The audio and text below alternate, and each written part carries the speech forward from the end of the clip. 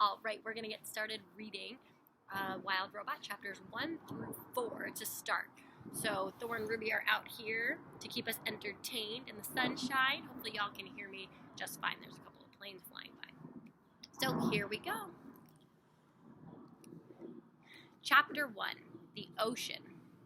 Our story begins on the ocean with wind and rain and thunder and lightning and waves. A hurricane roared and raged through the night, and in the middle of the chaos, a cargo ship was sinking. Down, down, down to the ocean floor. The ship left hundreds of crates floating on the surface, but as the hurricane thrashed and swirled and knocked them around, the crates also began sinking into the depths. One after another, they were swallowed up by the waves, until only 5 crates remained.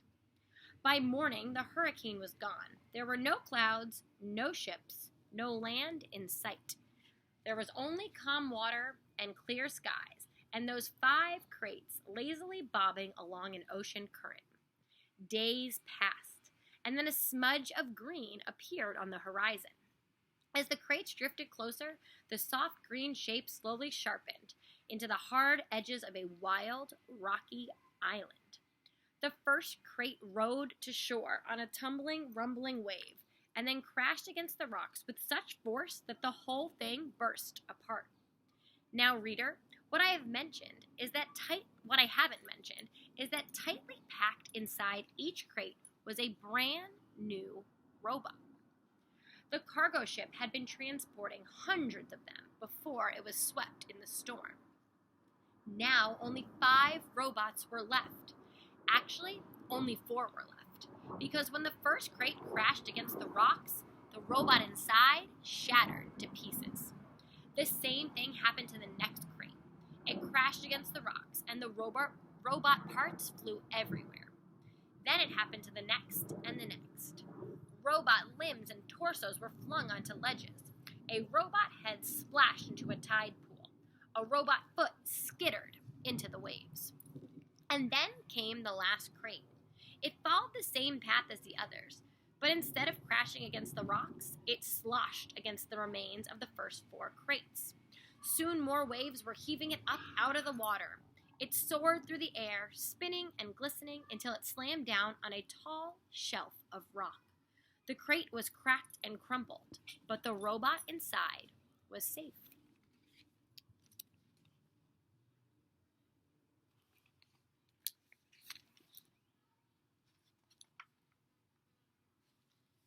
Chapter 2, The Otters.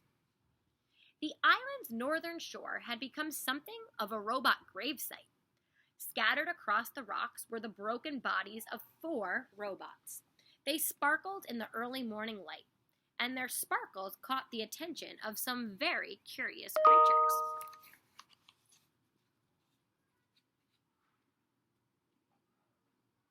They're pretty cute. A gang of sea otters was romping through the shallows when one of them noticed the sparkling objects. The otters froze. They raised their noses to the wind, but they smelled only the sea. So they cautiously crept over the rocks to take a closer look. The gang slowly approached a robot torso. The biggest otter stuck out his paw and swayed the heavy thing and quickly jumped back. But nothing happened, so they wriggled over to a robot hand. Another brave otter stuck out her paw and flipped the hand over. It made a lovely clicking sound on the rocks, and the otters squeaked with delight. They spread out and played with robot arms and legs and feet. More hands were flipped.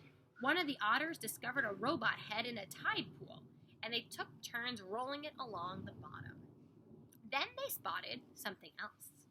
Overlooking the gravesite was the one surviving crate. Its sides were scraped and dented, and a wide gash ran across its top. The otter scampered up the rocks and climbed onto the big box. 10 furry faces poked through the gash, eager to see what was inside. What they saw was a brand new robot, but this one was different. It was still in one piece, and it was surrounded by spongy packing foam. The otters reached through the gash and tore at the foam. It was so soft and squishy. They squeaked as they snatched at the fluffy stuff. Shreds of it floated away to the sea breeze, and in an excitement, one of their paws accidentally slammed an important little button on the back of the robot's head. Click!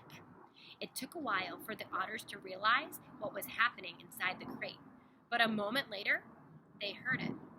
A low, whirring sound. Everyone stopped and stared, and then the robot opened her eyes. Chapter 3.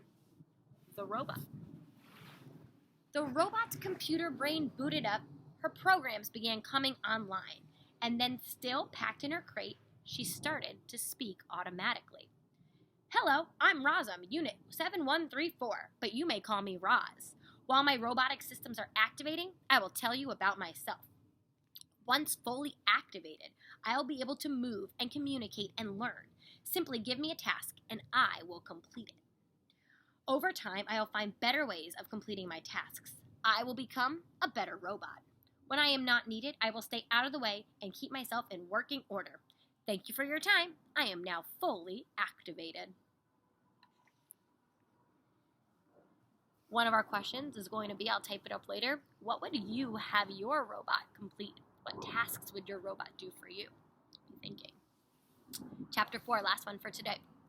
Chapter 4, the robot hatches. As you might know, robots don't really feel emotions. Not the way animals do. And yet, as she sat in her crumpled crate, Roz felt something like curiosity. She was curious about the warm ball of light shining down from above. So her computer brain went to work, and she identified that light. It was the sun. You guys knew that? The robot felt her body absorbing the sun's energy, which with each passing minute, she felt more awake.